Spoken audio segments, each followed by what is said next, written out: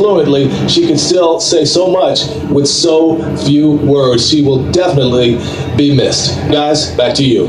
Spoke volumes. Let's bring in Dominique Morisseau. She's a poet, a playwright, and she's sharing some of her memories of the beloved Maya Angelou this morning. So nice to have you here. Thank you for having me. There are generations that need to learn about her words and her wisdom, and a lot of people are like, oh, wow, I didn't know she spoke that strongly. Yeah. Her passion was felt so powerfully. Your thoughts on that? Well, I mean, since I was a kid, I got introduced to her when I was in 8th grade. Yeah. And it was one of those moments where, you know, I had to do Still I Rise, and I had to say it in front of the whole school, you know. And there's a part in Still I Rise where she says, does my sexiness upset you? Does it come as a surprise that I dance like I've got diamonds at the meeting of my thighs? Now, an 8th grader had to say this, right, you know, in front of, you know, all the 8th grade boys, and I was embarrassed, and it mortified me for a while. And then when I finally had to say it in front of the school, her words sort of took over, you know? And I think that was the thing that made me realize when the poet has such a connection to people, her words sort of empowered me, and I think I discovered something about myself through that. Absolutely, and anybody that reads any of her works, they will find a connection to who they are in some of it. I have some of my favorite quotes too, and I'm going to share it with the viewers. But I want to talk about her. At 7 years old, there she is, brutally raped. Yeah. Her voice she didn't speak for 5 years. Yeah.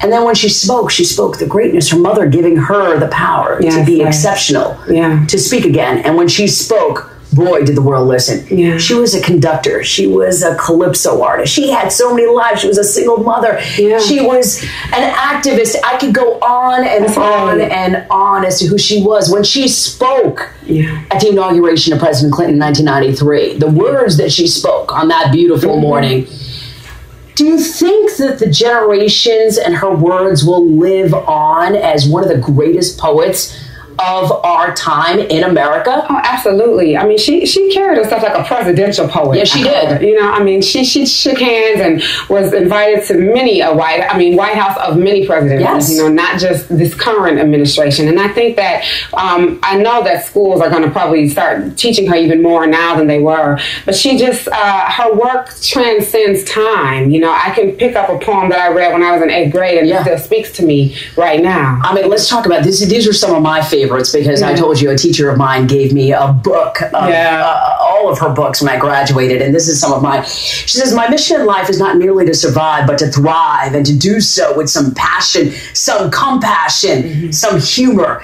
and some style. Yeah. She gives us flavor. She definitely gives us flavor. Then she also talks about this.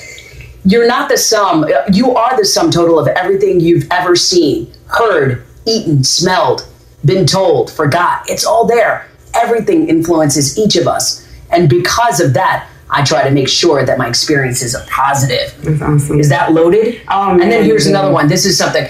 One isn't necessarily born with courage, but one is born with potential. With courage, we cannot practice any other virtue with consistency. We can't be kind, true, merciful, generous, or honest. Yeah, she needs life lessons. It is lessons in life. And I think what she transcends is that sometimes you pick up poetry, it seems like it's above you. But her wisdom is so tangible to everybody. Is that what makes her great? I think so. I mean, she's almost an educator and a teacher and a minister in her work. And so I think while she still is elevated, you know, she does use metaphor. She does use the elements of poetry to lift us and to lift our thinking. But she does it in a way that she wants to communicate with us. She does not want to go over our head. She's, you know, many of us feel mothered by her words. I do feel mothered. Yeah. I do feel hugged. I do feel embraced by her energy and her spirit. Thank you, Dominique, for being here. Thank you for having me. You are a beautiful woman. I want to tell everybody this, and I just want to share this. You know, sometimes you're on TV and you got to do the talk and walk the walk.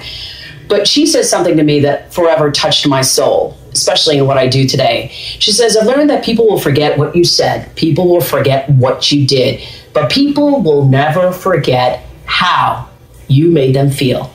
I leave you with this thought as we remember the great Maya Angelou. We'll be back.